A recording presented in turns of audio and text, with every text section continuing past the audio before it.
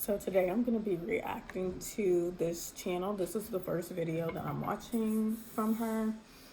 Channel name is called Healed the New Sexy. Okay.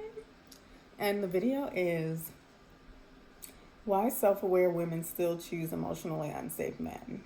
Of course, when I'm going through my YouTube recommendeds and I feel like I'm being called out, it's like, ugh, I know avoiding it is just like, oh, you're trying to not, excuse me, you're trying to not face yourself, right? You're trying to not progress. You're trying to not take responsibility.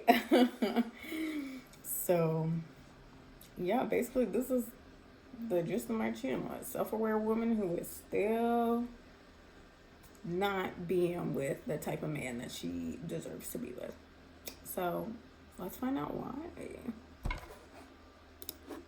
Listen, I know you've done the therapy. You can name your attachment style. You can see red flags in other women's relationships. Yet, why do you still feel drawn to emotionally unsafe men? I want to have a conversation that other people aren't having. Yeah, and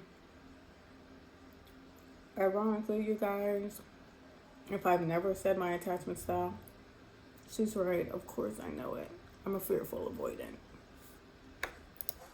Relates to healing. If you're new here, welcome to Heal the New Sexy, where we discuss all things healing, self-love, relationships. My name is Timothy. I'm a licensed therapist and coach. I want you to know that self-awareness doesn't rewire attraction. Right. And this is where healed, intelligent, emotionally literate women feel shame, right? Because knowing better doesn't always mean doing better or accepting better. And as a therapist, I want to normalize this without excusing it. Because the way we are wired, and this is why childhood is so important, sometimes and I tell my clients this all the time, we are wired before we have the ability to rationalize. To rationalize is a frontal lobe thing, right, in our brain, and that some research says that that's not fully developed until we're 25. So your wiring and the things that you're doing has been with you longer before you even know you really knew and could think logically. Okay, so listen, I want you to know that familiar. Well, I can't get this word out. Well, I can't. Let me slow down. Familiarity, there it is, feels like chemistry. Your nervous system confuses familiar with safe. I grew up, if you guys don't know this, I grew up 2 combat veterans. My father brought his M16 home, and that didn't feel dangerous to me. I remember being on base and the men would have their M16s and they would clear them in this barrel. That didn't feel unfamiliar to me, right? That there was nothing about that felt unsafe. For somebody else, you'd be like, your dad brought an M16 to the house and did. You was around M16s and was, but guess what?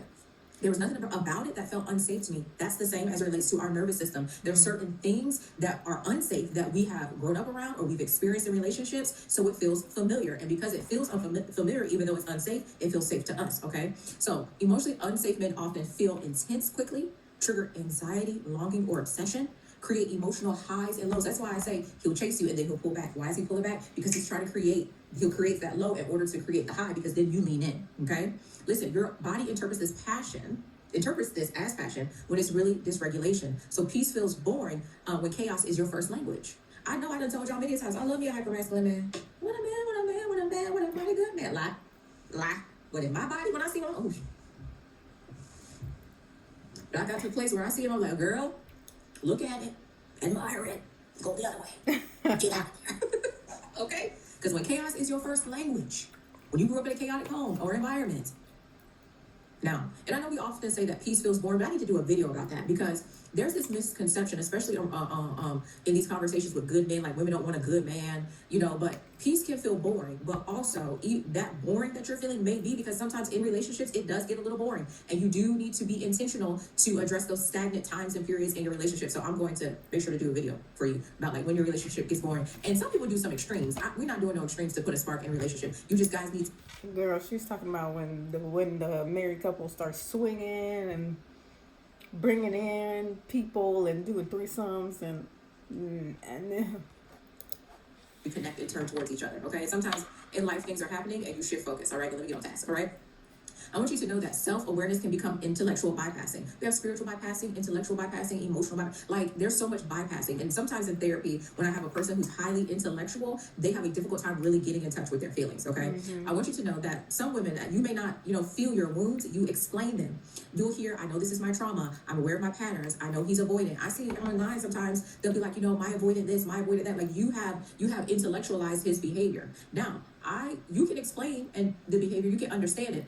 However, if that man continues to show up that way, then you need to put your shoes on, you need to get out of there. We're not intellectualizing someone's behavior, because in a way you're justifying it and you're giving him a pass and you're minimizing how he's deciding to show up. Okay, he may be avoidant, but what is he doing to address that? Why, oh, my avoidant? My avoidant acts like this. My avoidant. No, sugar. No, you say my avoidant like it's a fed. Oh. All right? Listen, but awareness becomes a shield, not a cure. You can analyze a wound and still bleed from it. Yeah. That's like me when I got diagnosed with breast cancer. Oh, yeah, I got cancer. Oh, I got cancer. It's cancer. It's acting this way. It's cancer. No, I need to do something about it. And many women are in relationships where you know that this man is emotionally unavailable and emotionally avoidant. And one of my sweet babies asked me about this. Like, they show up one way and then they flip it on you. This is why.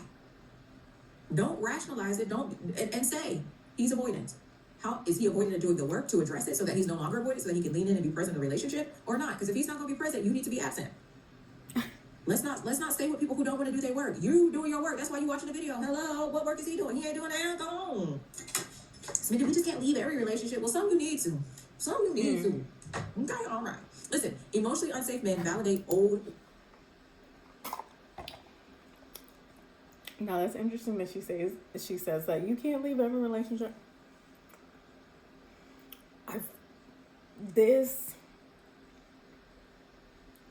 I feel like some women who end up in this situation that I'm in, these types of situations, they feel some kind of like leftover guilt for all the relationships in the past that they just dipped out of. And then you kind of get told, like, by society, kind of, that you're not trying hard enough, like you're leaving prematurely. Like,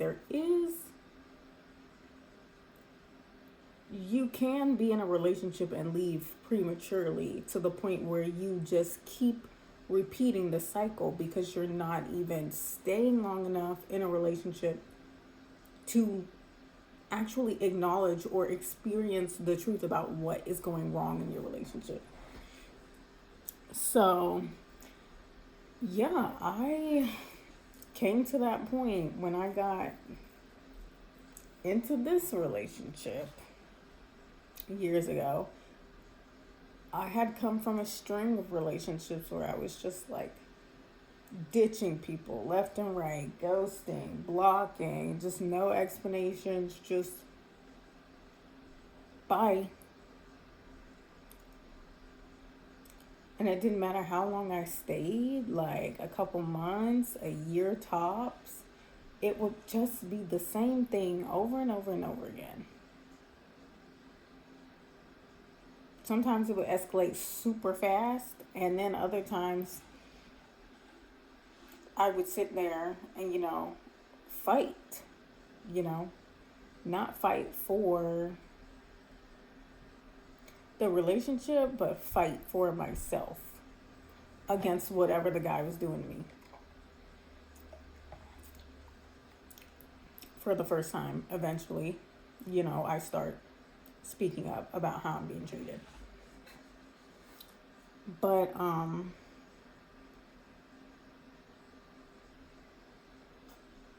at the end of the day, it's true. Like, if you jump ship, at the first thing something goes wrong and you don't communicate, you just assume it's the guy, and then you're wondering why you're still alone. You want a relationship, but you're wondering why you're still alone. How do you keep finding yourself with these guys who don't meet your expectations?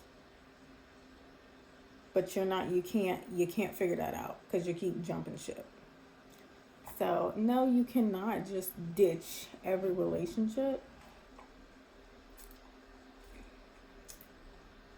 As you kind of like learn nothing and keep being unsatisfied. At some point you have to like sit back, ask yourself, like, okay, what is it really? Is it these guys? Have I like tasted all the flavors? Have I tried all the flavors of men out there? Or do they all have one same thing in common, actually? then that says something about me. Like I'm thinking I'm choosing a different man, but he ends up being the same. So why? What is going on? But yeah, jumping ship in the dating stages, you know, it can be a sign that you need to like stop. Just stop. Narratives. You've worked on your self-worth. You worked on how you want to be treated, how you want to be seen. You've worked on being able to love yourself. You've worked on challenging the old script in your head about what you were worthy of, okay? And many self-aware women are still unconsciously trying to prove, right, that I am enough, that a man will choose me, that I can be loved consistently. However, when you are with an emotionally unavailable man, he's not going to give it to you. Emotionally unsafe men can't create trust, right? Okay? They create a test. And you know what you're doing? You are trying to get that man to change his heart about you so that you can prove to your ego that you're worthy. When sometimes you just gotta let your ego have it. Like, okay, listen, I already know I'm worthy. I don't have to make this hard to love, difficult man love me. Because the reason why you want that man to love you, the reason why you keep staying with that man is because that man reminds you of your parents who refused to love you. And instead of begging them to show up, you now in your romantic relationship trying to make this man show up. Stop it. You are deserving. Let me tell you, you are deserving of love. And I apologize to you that your parents didn't give it to you, but you can't make the man give it to you either. Because if he's not doing his work, he's only going to hurt you. Healthy men, okay? Like you're thinking, if he chooses me, it will finally mean I'm worthy. No, a healthy man will never test you like that. A healthy man will give to you freely in a way that you have never experienced before, but in a way that you've been looking for. Stop accepting people in your life that are not trying to nurture you and give to you freely, that are... Now the problem becomes,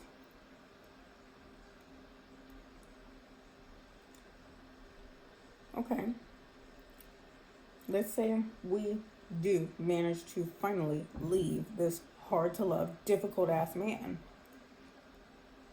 and we start seeing someone who is giving freely. Now the work of receiving begins. You know, it's there. Your upbringing can have you so messed up that you are never done. That you are never done. You find out that there's a whole nother step now that you need to work on with yourself. Some of us, you speak for me, some of us don't want to learn that, oh, here's a whole nother aspect of being a normal human being that I am failing at and didn't even know about. So now I have to practice this skill of learning how to receive from a good man.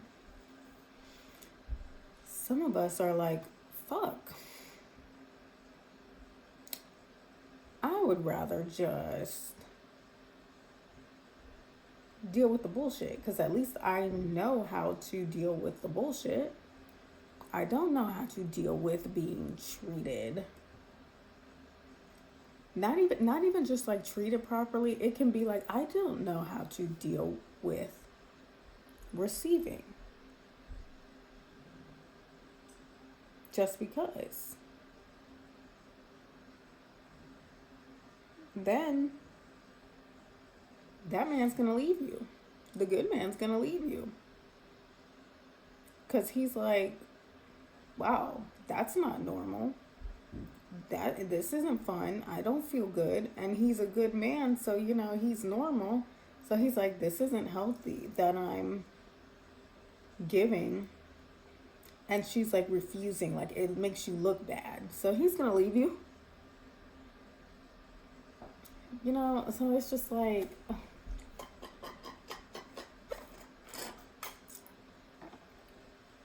and I'm sure she knows that the self-aware woman, is thinking through all of this and making logic out of what should be an emotional type of thing. Like, man make me feel bad, me leave.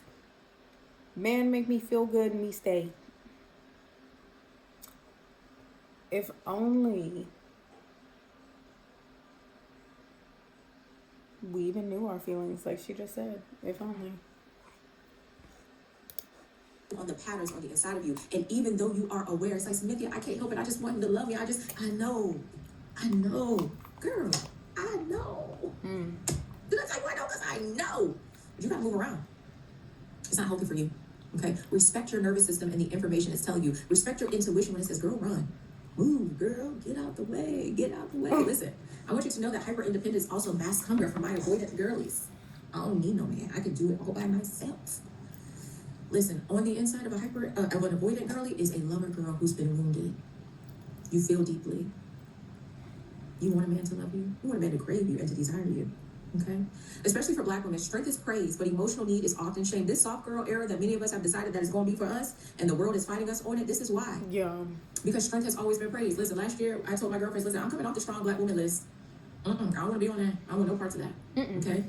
So you tell yourself, I don't need much. I'm low maintenance. I'm not asking for too much. And let me tell you something. If you are an avoidant girly in relationships, you're probably an avoidant girly with God. Oh. Yeah. Yeah.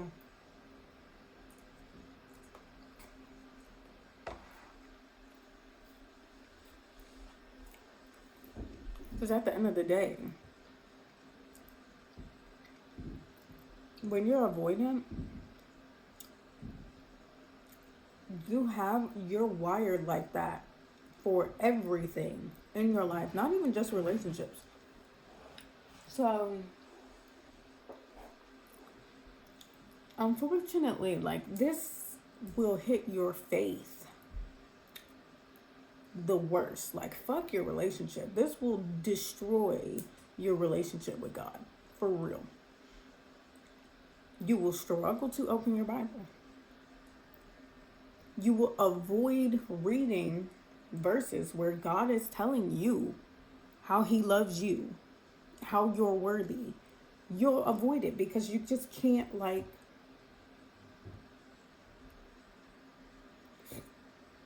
you don't know, you can't even receive God's love at some deep, dark, disgusting point along this path. Like, you can't even receive God's love, let alone the love of a good man. So that's a greater issue that needs to be addressed. That'll show you it's not really actually about romance. It's literally that bad. Like, it's that deep. Maybe you do a video, what your attachment style say about your relationship with God. Let me write it down. Because I've heard many women, I don't ask God for much. Why not? That's not what he said. His Bible said, give me no rest. Give me no rest. I think that's Jeremiah 33:3. I think that's what it is. Okay? So you low maintenance. And then you get frustrated when a man can't even meet that. Because guess what? What you're asking for men or looking from them for is not even the bare minimum. You're asking for below the bare minimum. And then when they don't give you that, now you're upset and frustrated. Emotionally unsafe men benefit from women who learn to downplay their needs. Oh, I'm just a basic girl. I don't need all that. You need the sun, the moon, the stars. You need all that. You need all that. You need all the constants and constellations and all that. You need all of that. Yeah, you can do it by yourself. Y'all may not know my song. Back in the day, I'm a hyper independent girly in recovery, but back in the day, the Yin Yang Twins had a song that said, smoke by myself, drink by myself. For real. Okay, that was my song. All right. But don't downplay your needs. Don't downplay your needs. Stop fearing that a person can't meet your emotional needs. If he can't meet your emotional needs, he's not the man for you. Okay? All right? Healing doesn't automatically upgrade desire. Healing teaches boundaries. It teaches ways of coping. It teaches ways of navigating complex emotions and even situations. It doesn't always recalibrate attraction right away. I always tell my sweet babies that do therapy with me, you may have to come back to me, or the girls I coach, you're going to have to come back to me when you start dating. Because you may need somebody objective to say, listen, this pattern, you have a pattern that looks like this, okay? Listen, that recalibration requires time and healthy dynamics, letting boredom detox from your nervous system, choosing consistency over intensity. You don't need butterflies. You don't need chemistry. When they, what's that, pop the balloon? There was just no spark. There was just no spark. What is this? Like, girl, what? Set a fire. Let it, what are we doing? Healing isn't just insight, it's retraining desire. It's you seeing a man and be like, ooh, he do everything for, ooh, and realizing, that's not the one. That's not the one. And being able to recognize a healthy man, and being able to recognize if a man is showing up healthy, but when he switches, that you got to get out the way. Okay. At some point, self-awareness without behavioral change becomes self-betrayal. Not because you're broken, but because you're ready for that. You're ready for the next level of healing. I love when the women say to me, I did this, I did this, I did this. Like, but there, I always say healing is like an onion. You may come to therapy or coaching because of a big pain, but then there's also little tweaks that are needed. And when you realize like you were doing the little tweaks, that's a different level of healing. Okay. So you go from healing from the pain of your past to now healing how you show up, healing how you communicate, healing and looking at the nuances of how you date and how you relate to others. That's a different level. All right. So let's talk about what actually shifts the pattern. Stop dating for chemistry and date for emotional safety. I love an emotionally safe man. I love a considerate man. I love a man of character, high morality. Well, she's a dating coach, so I guess she was talking to like single ladies. But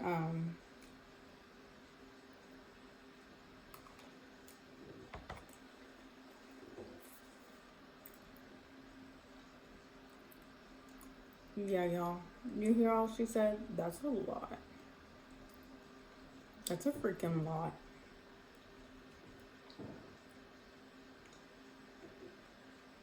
And if you're somebody like me who's been on this journey of unpeeling the onion since you were 10 years old, you just been aware like this, you were just born like this, like you're just that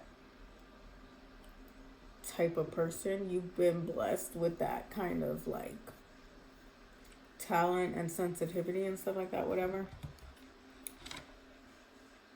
So you've been on this uphill battle your entire life. And then every time you think you're about to reach the summit, you realize there's another mountain, and another mountain, and another, and another. And then at the same time, you're getting beat down by more trauma because you can't heal fast enough. You're not healing fast enough, so you're getting traumatized constantly. Yeah. I'm not surprised that a lot of women give up and just stay. They're like, fuck. I'm tired. But, you know, and it when you think about it like that, it is a survival. Like you keep climbing this mountain to get to official healing because it's survival. Climbing the mountain is you saying, I still want to survive. I still want to survive. If you stop at any point in the healing journey and you say, I'm tired, I give up, well, by that time, you're probably settling with an abusive man. And you stay, it's only going to get worse. That is how women end up dying because it is a survival thing. So that's just difficult to think about. Like, yeah, when you're asking, should you stay or should you leave? You're asking a survival question. Do I have the energy to keep trying to survive? Or am I going to die here? It's that deep of a question.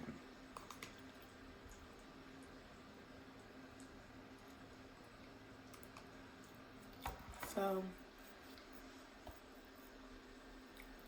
even me,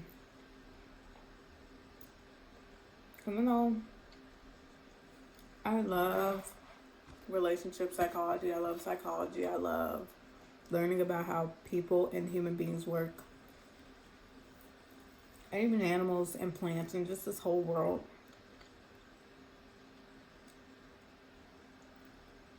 It's like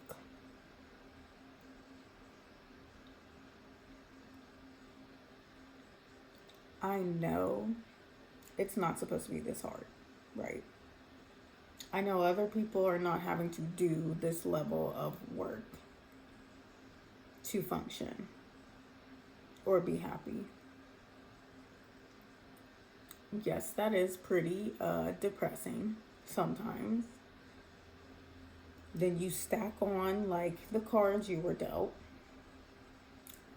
You stack on broken foundations with God. You just stack on all of this stuff, and then it's like you feel like, okay, my failing horrible man is like the least of my concerns, because he is actually the very least of your freaking concerns. Like, now you have to sit there and be concerned about children. You should be more concerned about, like, I don't know, your identity not being like completely erased. Taking care of the household, like reaching your goals. The man who is pathetic, or, in this, she's not talking about abuse. She's talking about like just a man who's not fulfilling your needs. To a woman who's been through hell,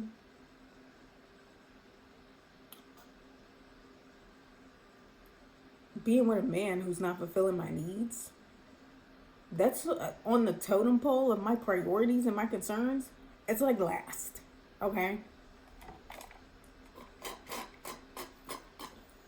So it'll be moments like these when something pops off and it's like, okay, this needs to become my priority. But when things die down again, I have other things to worry about.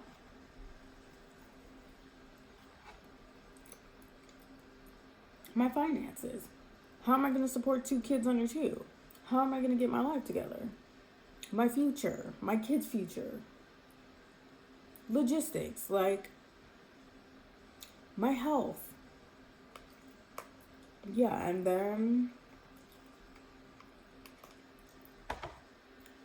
the romance, a romantic relationship goes right back down on the totem pole as soon as the abuse cycle reaches, what's the stage, y'all? The, reconciliation, or just like the calm down stage. And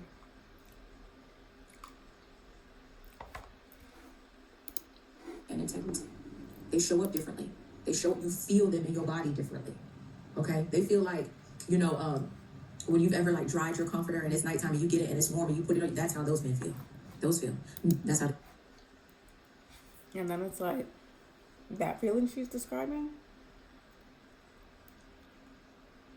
I'll probably never know that with a man. And I don't know if I would even see how that was worth it at this point in my life. I don't know.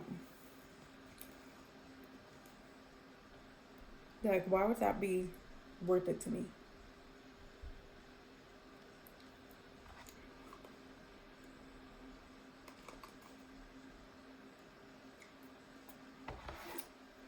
That's where we, women like me, are, like, mentally, I feel like. Why would that be worth it?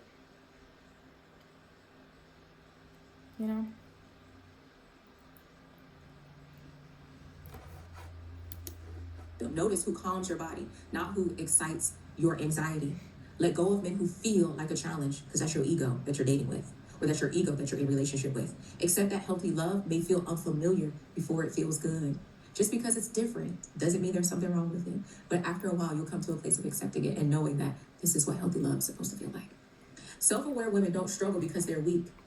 They struggle because their healing outgrew their habits. And when you heal, you also have to address your habits. Like, you have to heal if you're Let's say you're losing weight, you get on a GLP-1, right? You have to heal your relationship with food, and then you have to change your habit, okay? And that means change isn't far, it's just uncomfortable. We're healing our habits now. You did your healing work. I'm proud of you. You're aware. You know what your attachment style is. You know the red flags. You know all of that. You know your triggers. But now you got to address the habits. All right? I want to hear from you below, okay? If you haven't subscribed, why not? Hit that subscribe button up top. I want you to know that I love you so much. Healed is the new sexy. We're healing and addressing our habits all 2026 long, and we getting outside, and we're dating, and we know and we believe we don't have a scarcity mindset. There are good, healthy, emotionally available men outside that aren't manipulative. They have great character. They have leadership ability. And by leadership, we mean servant leaders. They're not just looking to be served. And it's gonna be good. Till I talk to you, Talk to you soon. So yeah, that was that video, and I love it. I totally agree with everything she says. She's definitely speaking as a woman who has her life together. Like all around the board, you know what I mean? Like we're talking like finances, independence. She's not dependent on anybody. She knows how to make things happen on her own. Yeah, it's easy to see the value in a good man when you're at that stage in your life. But if you're still trying to get your life together as a woman, you know, you kind of don't necessarily see the point until you reach a certain income level, a certain level of education, a certain level of independence. Okay, to be quite honest with you.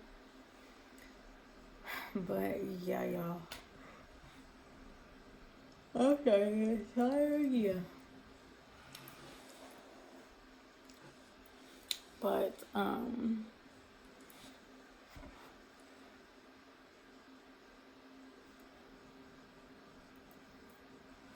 yeah, it's hard, and I tell you, like,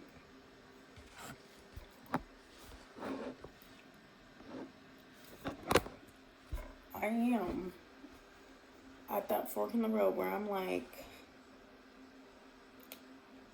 is this uphill battle worth overcoming anymore? Like, is it?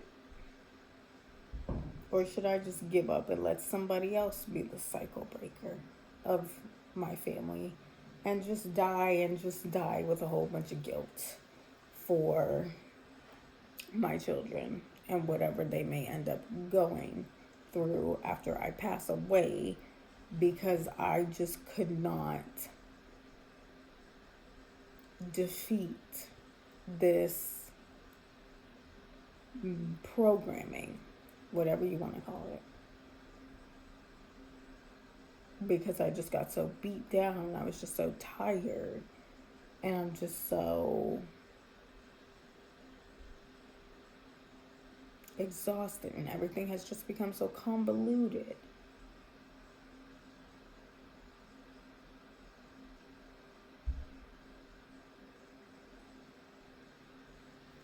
I don't know.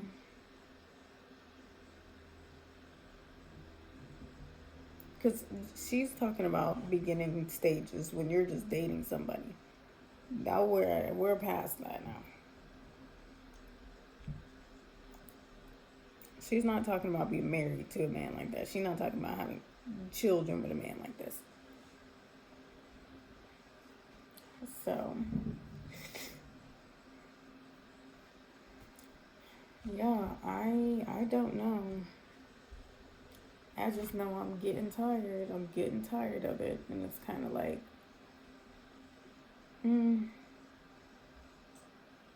well, I could just completely detach and just focus on my children, right? Though that's what my mom did. So, I don't know.